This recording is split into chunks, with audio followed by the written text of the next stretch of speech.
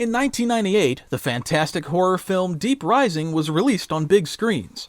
The movie failed with a loud bang, which led to a chain of events that few people know about. Today, I would like to go back about 25 years ago and remember one film that died together with Deep Rising, but nobody paid attention to it. At the development stage, Deep Rising was meant to be a dashing blockbuster.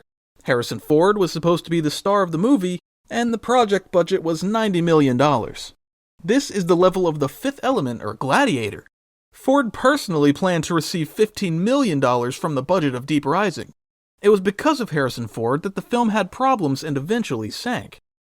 The pre-production for the shooting was quite slow. The script was constantly being rewritten, including due to Ford's demands.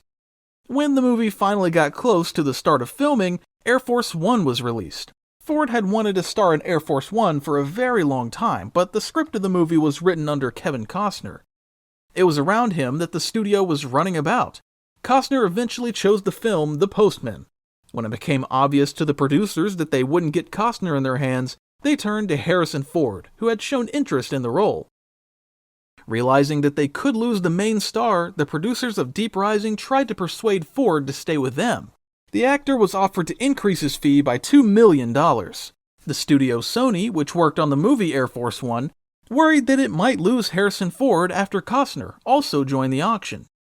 And since the movie about the American president who could hit with a round kick initially had a greater collection potential than the movie about the shark from the depths, they were also able to offer more money to Ford. The actor received $22 million for shooting in the movie directed by Wolfgang Petersen. The creators of Deep Rising simply could not afford such a fee.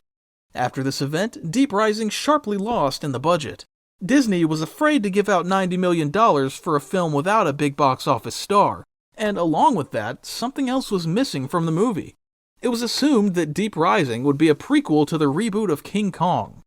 The director Stephen Sommers had already agreed with the studio that after Deep Rising and The Mummy following it, to which the director had already been signed, he would undertake the relaunch of King Kong.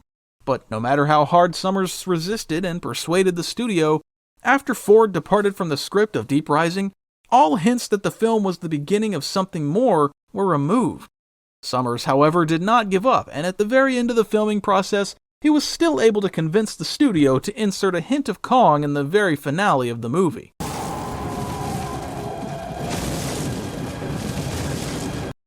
However, the director's ideas were not destined to come true. Kong was prevented from returning to big screens earlier by the great failure of the movie Deep Rising. Many people blamed the studio for the fact that it turned out to be so large. At first, it removed the film from the premiere date in July 1997, inserting Con Air with Nicolas Cage in its place, and then completely staged the premiere of Deep Rising in January 1998. The studio, however, can be understood. The collection potential of Con Air was higher, and no one believed that James Cameron's Titanic, released in December 1997, would destroy all films in cinemas for 3 months. Deep Rising was released just a month after the premiere of Titanic. No one simply noticed it. In general, King Kong was frozen, and in the early noughties, after several unsuccessful attempts to launch the project into production, the right to Kong was transferred to Universal Studios, which was ready to finance the movie due to the interest in it of the Lord of the Rings director Peter Jackson. Naturally, Jackson refused the existing script, transferring the action of King Kong to the 30s of the last century.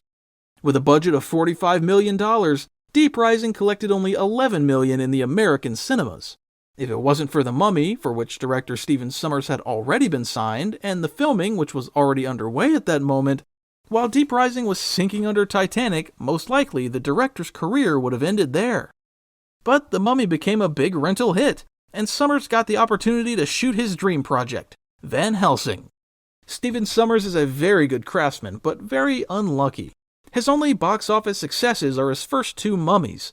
The rest of the director's work failed in the cinemas or was not particularly well. After the Van Helsing's fiasco, the director spent several years persuading the studio to make sequels. When the sequel was finally cancelled, Sommers filmed G.I. Joe, The Rise of the Cobra, and again failed to earn back the budget.